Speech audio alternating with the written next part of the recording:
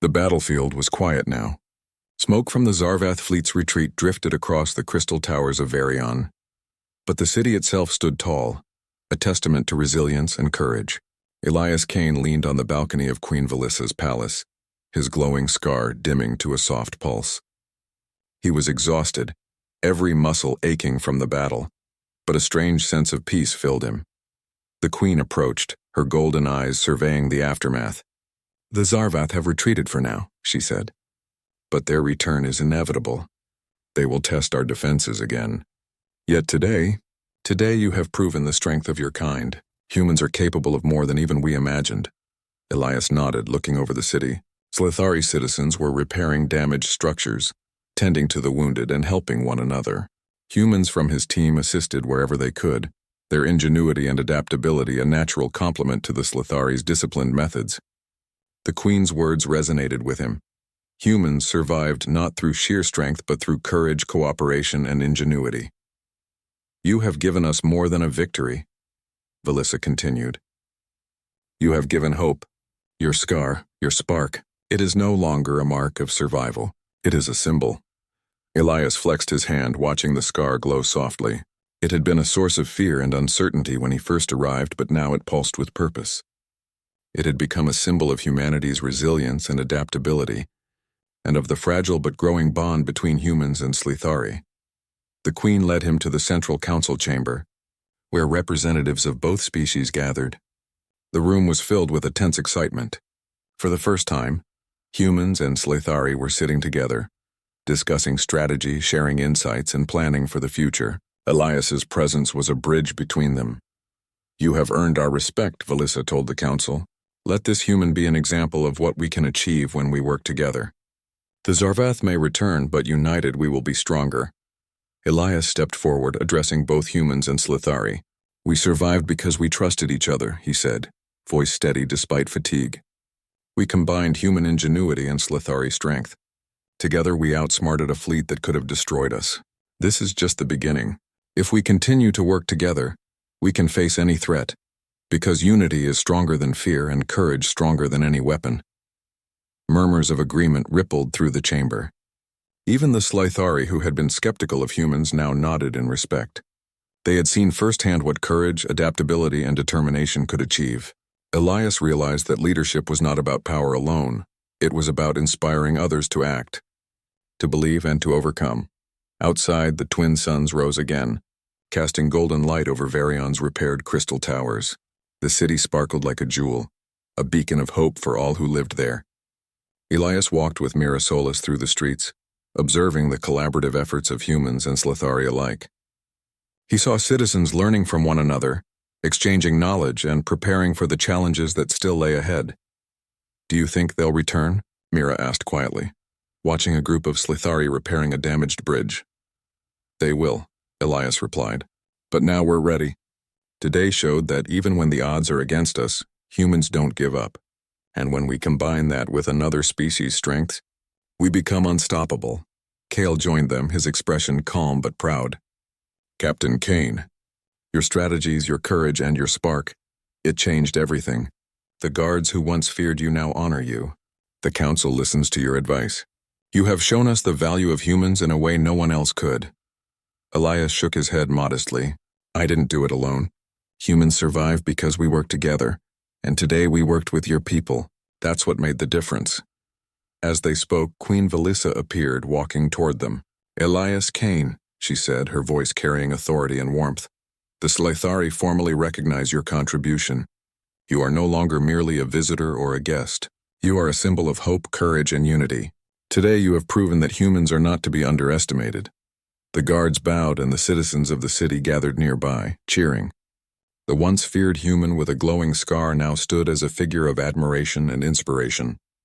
The scar itself pulsed gently, as if acknowledging the honor.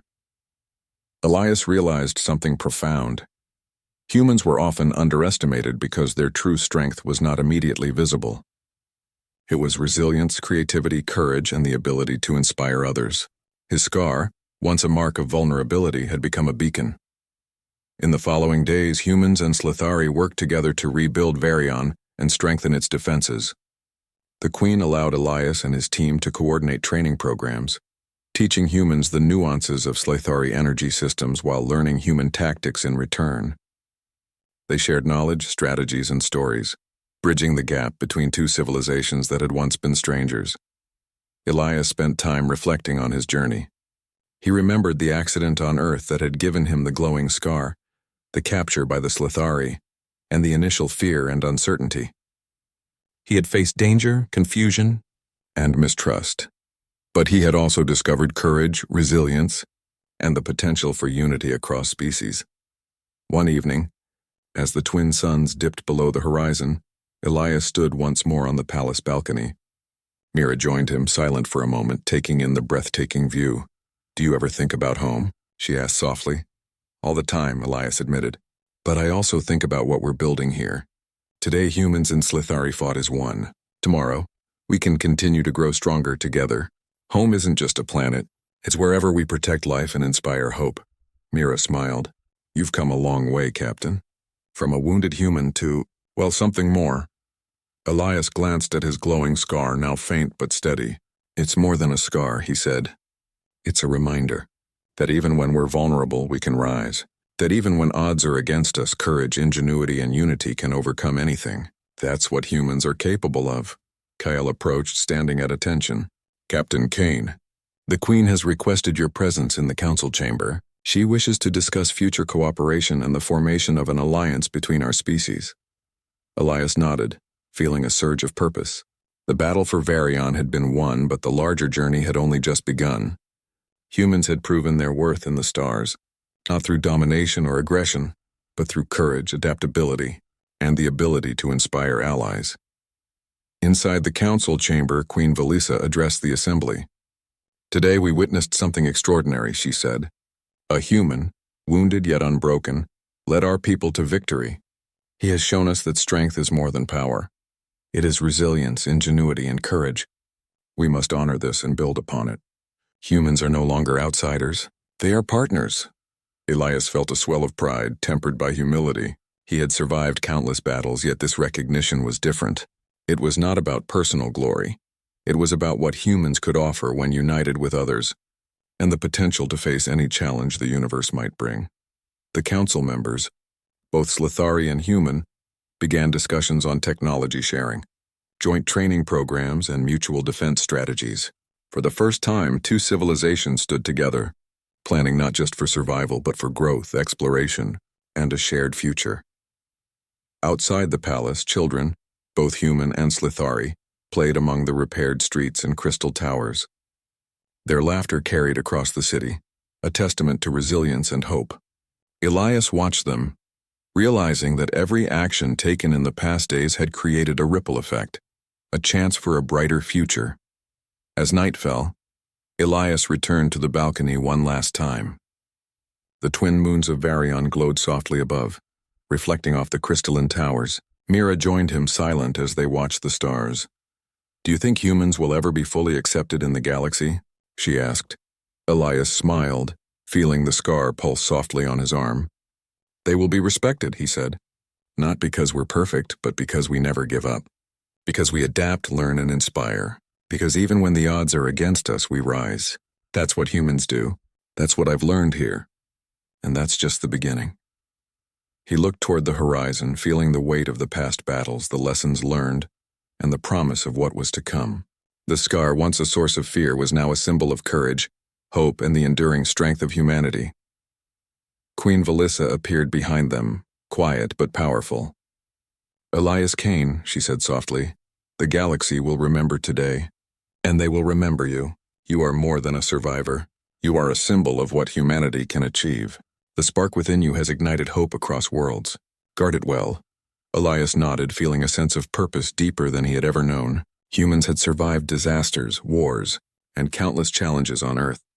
Now among the stars, they had proven that they could inspire, unite, and lead, even in the face of overwhelming odds. And as the first light of dawn touched Varian's crystal towers, Elias Kane understood the truth of what he had always believed. Humanity was stronger than anyone thought, and even the smallest spark could shine brightly enough to change the course of the universe. The journey had ended, but a new dawn had begun. for humans, for Slithari, and for the future of the galaxy. Ethan Carter had always dreamed of the stars. Even as a child, he would lie on the rooftop of his family home, staring into the dark sky, imagining what might exist beyond Earth. Now, as a young explorer chosen by humanity for a critical interstellar mission, those dreams were about to become reality. He took a deep breath as the shuttle approached the Zitharian homeworld, a planet that shimmered with shades of blue and green unlike any he had ever seen. The Zitharian system had recently been discovered at the edge of human-mapped space. Reports suggested a civilization of extraordinary intelligence, one that had created technologies far beyond human comprehension. Yet the most fascinating aspect of the Zitharians was their culture.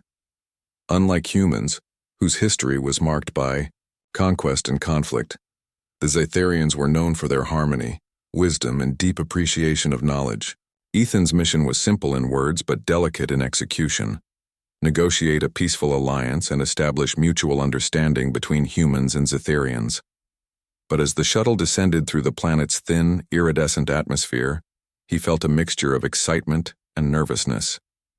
This was uncharted territory and anything could happen.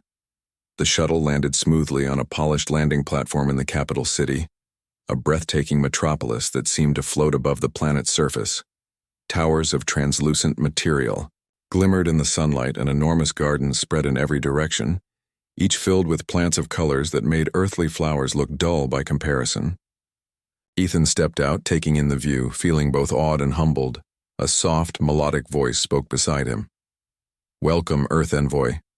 Ethan turned and saw two figures approaching. Both were humanoid, yet unmistakably alien. Their skin shimmered, faintly, like moonlight on water, and their eyes held a depth of intelligence and emotion that was almost overwhelming. They moved with a grace that seemed effortless yet confident. "I am Lyra, ambassador of the Zitharian High Council," said the taller of the two, her voice warm but formal. "And this is Nisa, my colleague. Together we will guide you during your stay." Ethan shook their hands, or rather attempted to, unsure if the gesture was entirely appropriate. The Zitharian's fingers were delicate and slightly longer than his own, but surprisingly strong. "It's an honor to meet you both," he said. "I've heard so much about your civilization.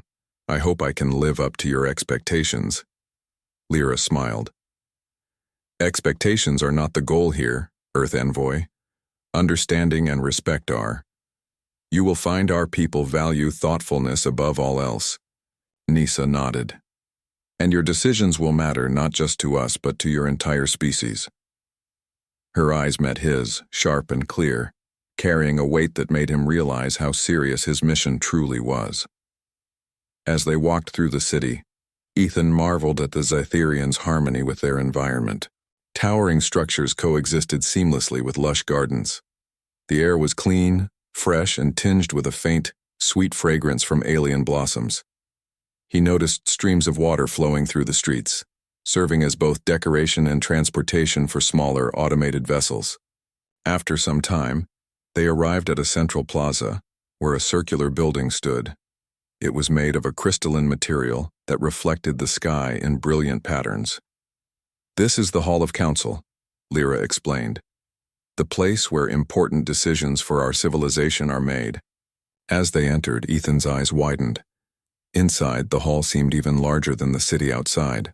The walls were lined with panels displaying flowing images of Zitharian history, science, and art.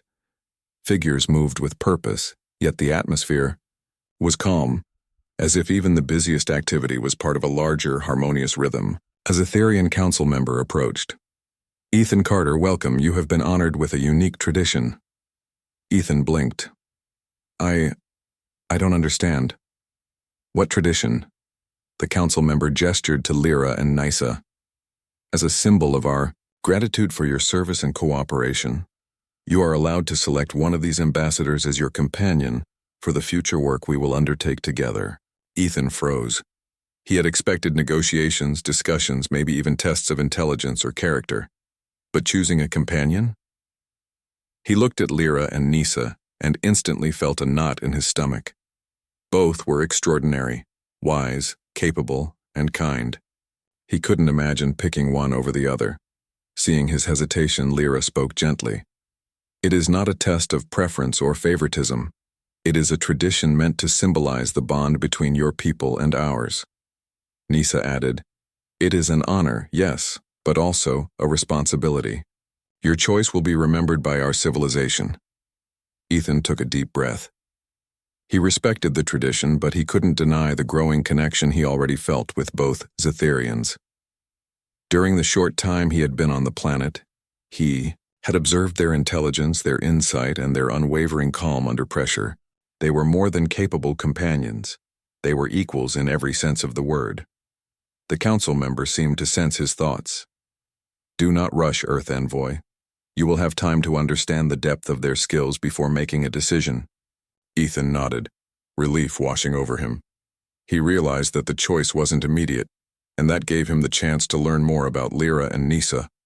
Perhaps understanding them better would make his decision clearer, or, as he began to think, perhaps it would help him find a solution that no one had considered before. Over the next few days, Ethan accompanied Lyra and Nisa on guided tours of the planet. He saw not just the wonders of Zetherian technology, but the beauty of their society. Education and curiosity were valued above all else. Every citizen was encouraged to explore their talents, think creatively, and contribute to the greater good. In one of the gardens, Nisa demonstrated a method of communicating with the plants through subtle electrical signals. Ethan was fascinated as the flowers and vines responded almost instantly to her touch, bending and glowing with life. Our planet thrives because we respect every form of life, Nisa explained. Later, Lyra took Ethan to the city's innovation center, where young Zetherians designed machines that could harness energy from stars and asteroids. We believe knowledge should be shared, not hoarded, Lyra said. Our progress depends on collaboration, not competition. Through these experiences, Ethan began to understand the Zetherian way of life. It was logical, compassionate, and incredibly advanced, but it was also different from humanity in ways that challenged his assumptions. He admired it deeply. And he admired both Lyra and Nisa. One evening, as the three sat overlooking a lake that reflected the glowing twin moons, Ethan felt a strange mix of emotions: respect, admiration, curiosity, and a sense of responsibility that weighed heavier than any challenge he had faced on Earth. He realized that whatever choice he made would not only affect the Zetherians, but also humanity's relationship with an entire civilization. He turned to Lyra. You both have taught me more in these few days than I could have imagined. I want to honor that, but I'm not sure how to choose. Lyra smiled knowingly. The answer is not always simple, Ethan. Sometimes the right choice challenges tradition, but that does not make it wrong. Nisa added softly. Perhaps the answer lies in understanding the purpose of the tradition, not just the rules. The goal is partnership, guidance, and mutual growth. Think about that. Ethan leaned back, staring at the shimmering water. His heart and mind were full, and a sense of clarity began to emerge. He didn't have to limit himself to what others expected. There could be a way to honor both Lyra and Nisa, a way to form a team that valued each of their strengths. But for now, he would wait. Observation, reflection, and understanding would guide his next steps. The mission had only just begun, and the true adventure, the one that would test his intellect, courage, and humanity, was still ahead. As the twin moons rose higher in the sky, Ethan felt a spark of hope, not just for the mission, but for the future of human and Zetherian cooperation. Somewhere in the stars, possibilities awaited that no one had yet imagined, and he was ready to discover them. The morning sun bathed the Zetherian city in golden light as Ethan Carter prepared for his first day of trials. The council had informed him that before making any choice about the ambassador companion, he would participate in a series of challenges designed to test intellect, teamwork, and character. These trials were not only ceremonial, they were an opportunity to demonstrate humanity's values to the Zetherians. Lyra and Nisa arrived promptly at the landing platform, each radiating calm confidence. Lyra's expression was sharp and analytical, while Nisa's was warm and observant. Ethan greeted them, trying to hide his nerves. So this is it, he said. The trials? Lyra nodded. The trials are meant to show how you work under pressure, think critically, and approach challenges with creativity. You will not be judged only on winning, but on how you collaborate. Nisa added. And remember, Ethan, this is as much about understanding us as it is about being tested yourself. Watch closely, listen carefully, and think beyond the obvious. Their first trial was held in a vast arena surrounded by crystalline walls that reflected the morning light. In the center floated a complex holographic puzzle, a three-dimensional maze composed of shifting platforms, glowing nodes, and unpredictable patterns. The objective was to reach the center while activating specific nodes in the correct order. Ethan's mind raced as he analyzed the puzzle. This looks impossible, he admitted. Lyra tilted her head thoughtfully. Impossible is just a perspective. Watch first, then act, the three of them began. Lyra quickly mapped the shifting patterns, anticipating the paths that would open and close. Nisa approached with a methodical calm, analyzing the timing and flow of the nodes, sensing patterns that were subtle but critical. Ethan initially tried to keep pace on his own, but he soon realized that success required cooperation. Follow my lead here, Lyra instructed, pointing to a series of platforms. Ethan adjusted, moving in sync with her precise timing. Nisa whispered corrections, predicting shifts that even Lyra hadn't noticed. Together they navigated the maze, combining instinct, logic, and observation. By the time they reached the center, Ethan's chest was heaving with excitement. They had completed the trial, not individually, but as a team. The council's monitors glowed in acknowledgement. Well done, a voice intoned. Your approach shows coordination and respect for diverse thinking. Ethan smiled, feeling a mix of pride and relief. But he also realized something important. Both Lyra and Nisa brought unique strengths. Lyra was decisive and strategic. Nisa was empathetic and intuitive. He had no doubt that either could guide him successfully, but together they were unstoppable. The second trial began in an open field just outside the city. Here the challenge was environmental. They were tasked with restoring a damaged ecosystem using Zetherian technology that Ethan barely understood. Strange plants and animals floated in the air, connected by glowing energy threads. A disruption in one section could cause a cascade of failure across the system. Ethan hesitated, studying the threads. Where do we start? He asked. Nisa bent to observe a cluster of floating flora. We start by listening. Every element has a rhythm. We can't force it. We must guide it. She gently touched the threads, and the plants responded, adjusting their positions in harmony. Lyra, meanwhile, accessed a console, quickly calculating energy flows and environmental balance. We need precision, she said. If we misalign the nodes, it could destabilize the entire ecosystem. Ethan realized the trial required both approaches, intuition and calculation. He began connecting floating nodes with careful adjustments, watching as Lyra fine-tuned the larger system, while Nisa ensured each component responded naturally. Slowly the ecosystem stabilized, glowing brightly with renewed energy. The council's voice echoed again. This trial demonstrates understanding of complexity and harmony. Cooperation is key, and you have excelled. As they rested, Ethan reflected on the lessons of the day. It's amazing, he said, how different your strengths are. And yet together you make everything seem possible. Lyra smiled. That is the essence of partnership. Alone, each of us is strong. Together, we are greater than the sum of our parts. Nisa nodded. You are learning more than just skills, Ethan. You are learning the Zetherian way. Respect for others, careful observation, and mindful action. These are as important as any challenge we face. The third trial was the most personal. It was a test of empathy and decision-making, presented in a virtual simulation. They were transported into a holographic scenario where they encountered different species facing dilemmas that required ethical choices. Some situations had no single right answer, only consequences that could ripple across communities. Ethan's first scenario involved an alien colony with scarce water resources. He had to decide how to allocate resources fairly.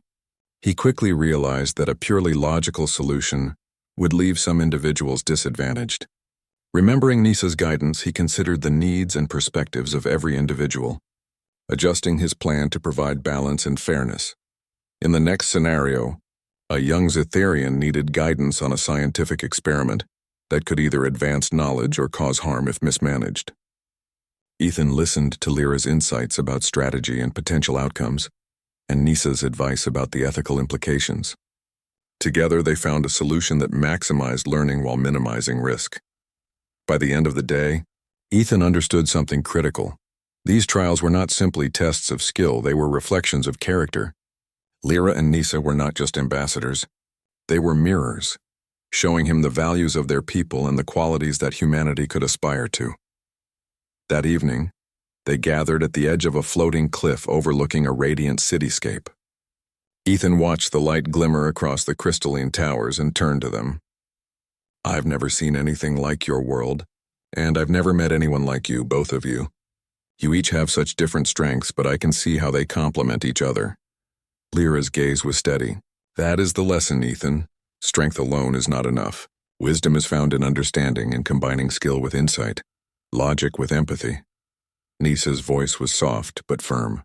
"And you, Ethan, are learning it quickly. That is why the Council believes you will make the right choice, whatever path you take." Ethan felt a surge of emotion. He respected both Lyra and Nisa equally. Choosing only one seemed impossible, not because he could not decide, but because both had earned his admiration and trust. He realized that perhaps the solution would not be found in choosing, but in thinking beyond the rules. That night, as he lay under the twin moons, he replayed the day's events in his mind. The puzzles, the ecosystem, the ethical simulations, they had all tested him, but more importantly, they had taught him. The trials had not been about competition. They had been about understanding, collaboration, and the power of partnership. Ethan finally understood what the Council wanted. Not a simple choice, but a demonstration of humanity's values. Humans could be clever, resourceful, and courageous, but the greatest strength came from empathy, fairness, and the ability to work together. He knew that the next steps would challenge him even more. The final trial would test not only his intellect and character, but also his ability to navigate the delicate balance of interstellar diplomacy.